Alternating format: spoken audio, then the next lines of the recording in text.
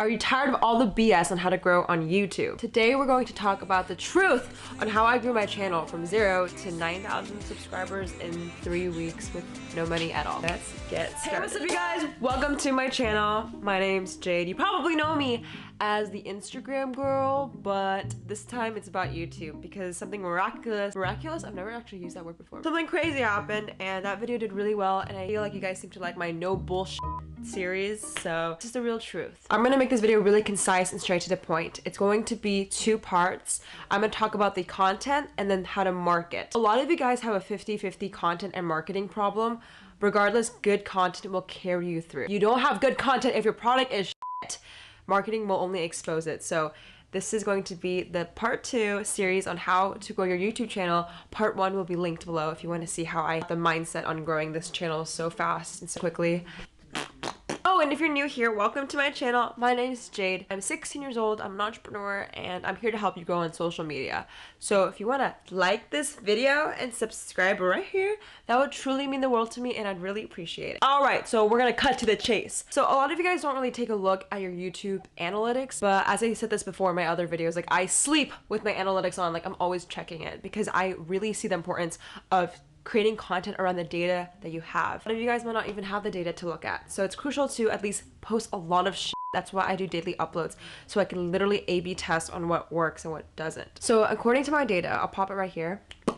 So traffic sources are where your views come from. Initially, you guys actually want to double down on search. So YouTube search. So what happened to me is I had a lot of people searching in for how to grow an Instagram. I'm the first search. But what happened is because my watch time was long, YouTube itself boosted the video, so it was recommended on multiple channels. I think that's the key. So you have to have a good search and then you have to have a good watch time. I'll teach you guys a little formula I came up with to make it more concise, and you can apply it to your channel. Again, I repeat, a lot of you guys do have a content problem and your marketing problem will only make it worse. By the way, guys, I talk a lot about having good content and you guys are like, F that's bullshit.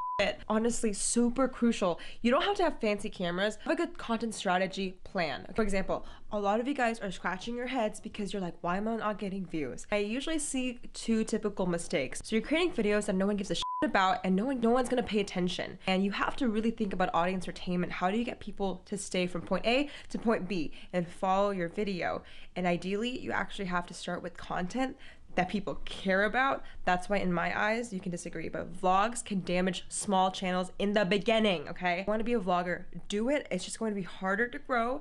Also, I also like to side with either entertainment videos or educational because people search for that. But people search for Vine compilations. People search for tutorials on how to sell cats on Craigslist, right? Like people search for these things. Understand who your demographic is. Understand what they're actually caring about, what they're actually searching for, and how you can help them instead of just doing your own shit and hoping for the best. I mean, you can do that too, but like... So today we had 9,000 subscribers and Elon Musk launched SpaceX. So I thought it would be fitting to make this space themed. So yeah, there's gonna be multiple stages to this tutorial. Stage 1 is about how to create good content, a variable of success. Stage 2 is all about marketing, getting yourself out there and getting your content distributed all over the world. So we're gonna start with stage 1. So I work with a lot of e-commerce brands in the 7-figure level at my family's marketing agency. Right? Okay, and then we actually do something called VOS, variable of success, the components of how people click on a video. So a lot of people think views get you subscribers, but that's a no. A good title and a thumbnail will get you the click. The click will obviously get you a view. The view will give you the watch time, and the watch time will determine if they subscribe or not. My components of a variable of success comes down to the following 4 things.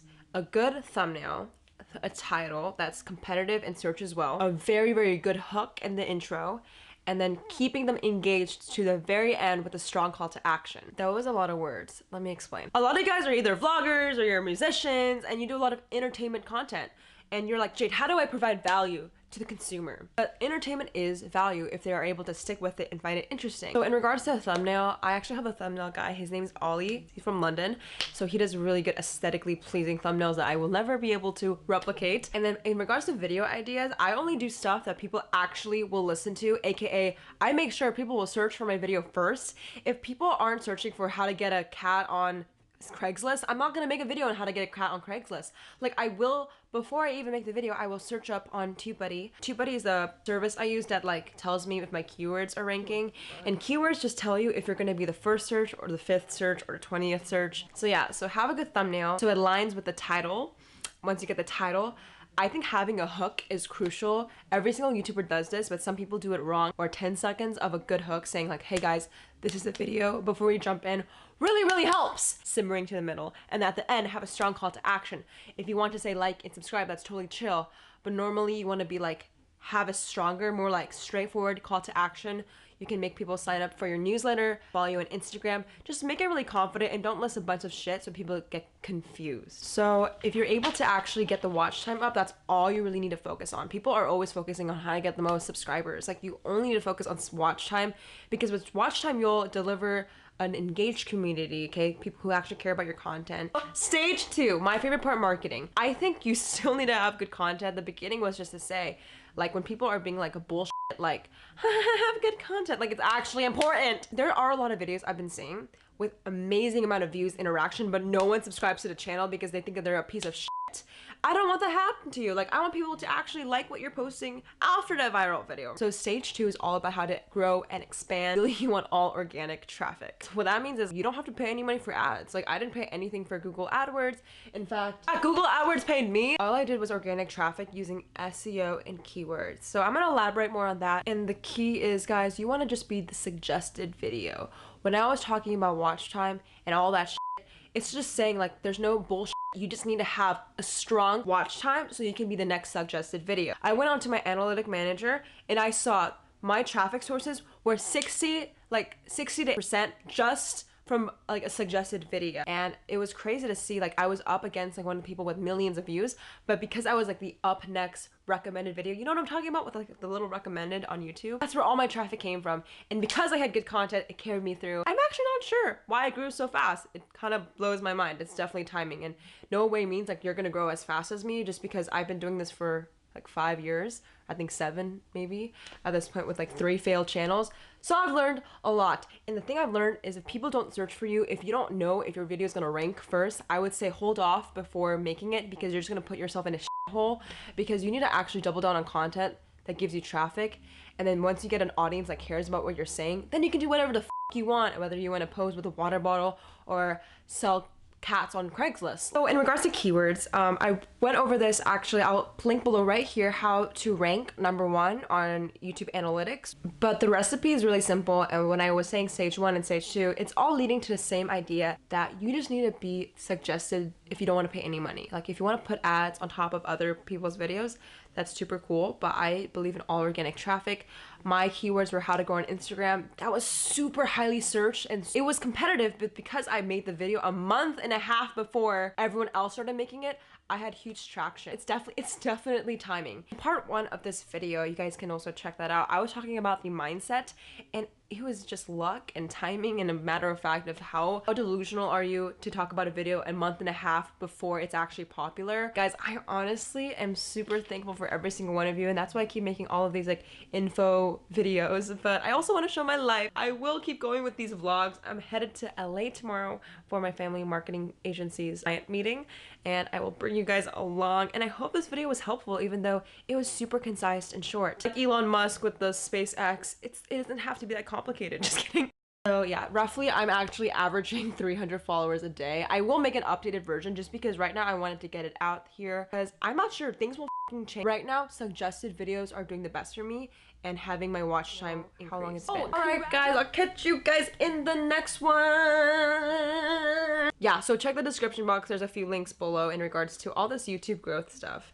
I'll catch you guys in LA actually, so I love you all so much. Have a great, amazing day. Mwah. On YouTube. So let's get straight into the best things that I have done for my YouTube channel. #1 being narrowing my niche. So I actually kicked off my YouTube channel making makeup and fashion videos because everyone that I followed made makeup and fashion videos. Let's keep in mind, I'm not particularly fashionable and I'm not that interested in makeup. So I was making a lot of videos that really weren't. Later down the line, I decided that I was going to switch to intentional living videos. So a bit more specific and a bit more me. That channel switch has has completely transformed my YouTube journey. I don't think I would be anywhere near where I am today if I hadn't decided to get intentional and change the topic of my channel. I actually remember being in that transition phase of like, oh, should I be doing fashion or should I be doing intentional living? I don't know. And I remember making like a fashion video one week and then an intentional living video the next week, really trying to gauge what people were into, and it just ended up that intentional living videos were what people wanted to see more, and I think that it helped that I was much more interested in making them. As soon as I switched my niche to something that I actually enjoyed doing, my channel completely transformed, and I think that's really when I started to see growth on YouTube. If choosing a niche is something that you've always been frightened by, I will link my playlist below where I have a whole bunch of niche related videos. The second best thing that I've done for my YouTube channel is creating a popular video, which was how to wake up at 5 a.m. This is one of I wanted to create this video before I even started waking up at 5 a.m. just because I knew it would do well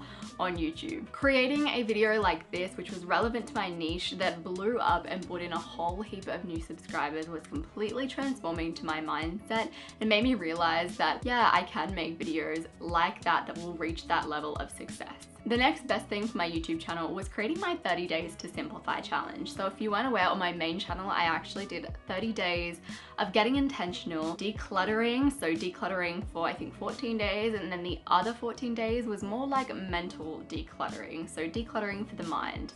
And that 30-day challenge, I had so many people that got involved and followed along on my journey. So the growth that I saw during that period was huge. I think I actually hit my 100K mark right after I did that challenge. So in early February, because I did it in January of last year. Creating that 30-day challenge really proved to me that I have the capacity to do just about everything. I actually had a full-time job at the time, still have a full-time job. I was uploading a video every single day, which was pretty taxing on someone who is working full-time. It also was really good for growing my community and tightening my community, because so many people got involved and were doing the same kind of thing, and everyone was chatting and uploading videos on Instagram, so it really created a stronger community for Michelle B, which was awesome. Another thing that I think it did was uploading a video every single day, and the videos were doing quite well every day.